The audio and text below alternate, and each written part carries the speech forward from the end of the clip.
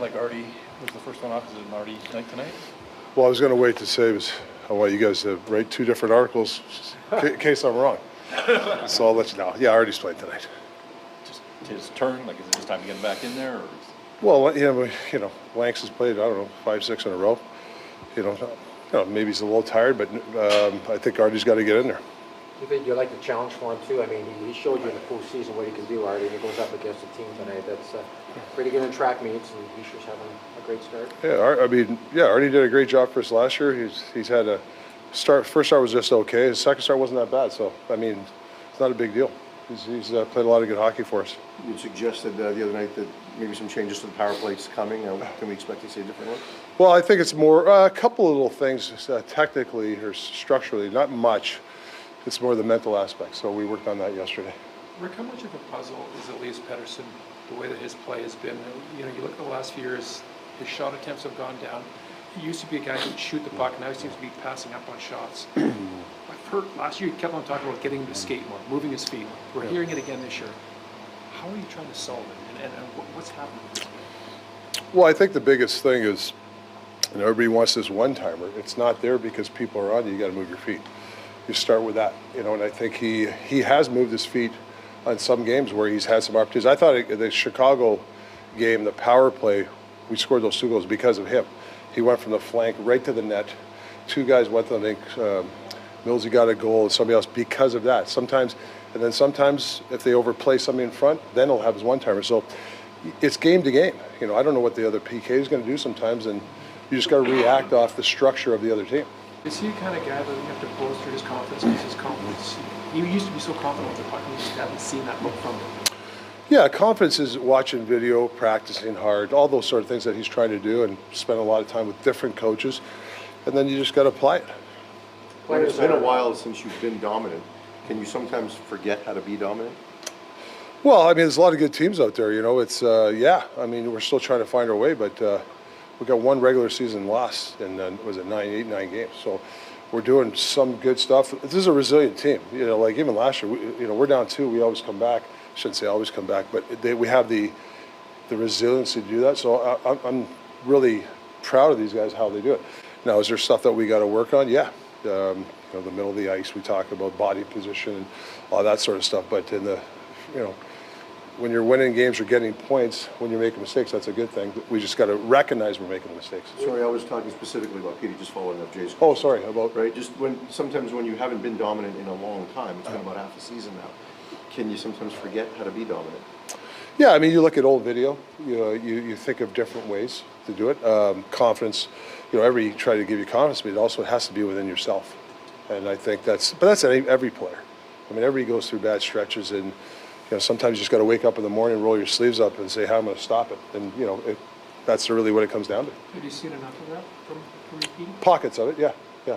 With the Hughes family reunion tonight, I know you've affectionately called Quinn a hockey nerd, but you found out at the awards last year when Luke picked your brain that how much it's ingrained in the entire family. How much of a admiration do you have? It's not just Quinn, it's Luke, it's Jack, it's the parents, as kind of being emblematic of what you like to see. Yeah, it's the family. I think what I respect about their family, and you talk about Luke, they're always looking to push the envelope.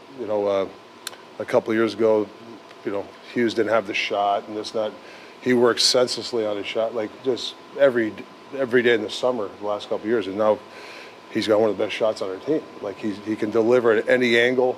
He's got a one-timer now, so that's just hard work, and that's what he's done. And I can't speak for the other kids, but obviously they're great. But I know our guy here, Quinn's he's obsessed to get better. Quinn had always measured himself, saying you've got to get to the playoffs to prove what kind of a defensive teammate you are. He took some wicked licks in that Nashville series and stuff that he played through. What did that say about that type of leadership? Yeah, he got banged up, got up, but that's just playoff hockey. He knows that, and he got a taste of it. Now he wants more. Like he doesn't want to talk about playoffs now, but he does. He wants another kick at it. When you talk about the staples and the process, where is this team in terms of where you want it to be? Yeah, I think it's getting closer. I talked to the team yesterday. When you struggle a little bit, or certain guys struggle, you always go back to your game plan and the staples, and I think that's the best thing to rely on your team. And there's been, there's some good stuff this year, but obviously we haven't played the 60 we want. We're still trying to search it. But I haven't said it a lot this year, but I think we definitely have to go back to our staples. That's really the fabric and identity of our team. How much of a factor is having 7 new faces in the lineup?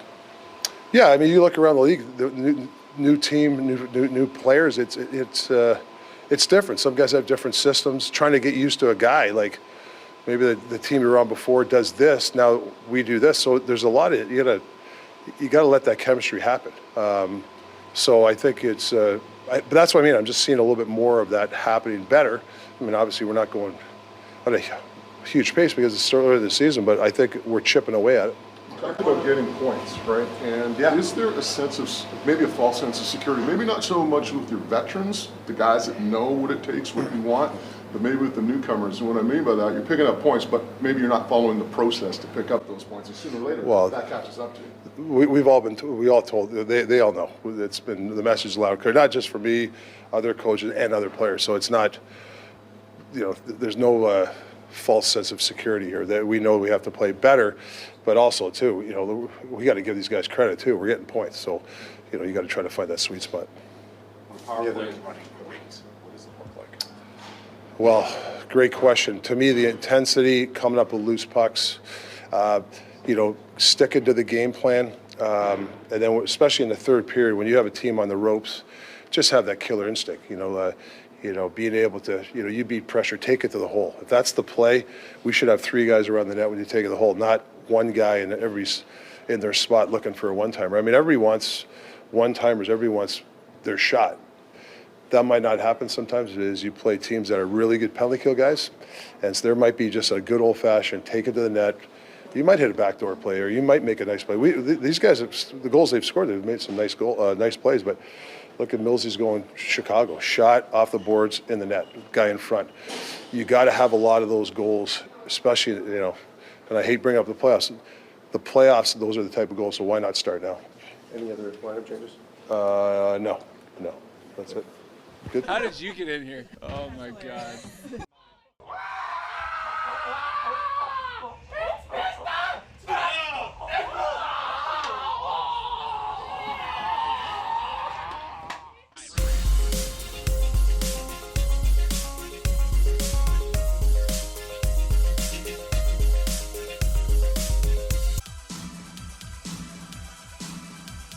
Generational talent. Thanks for liking the video and subscribing.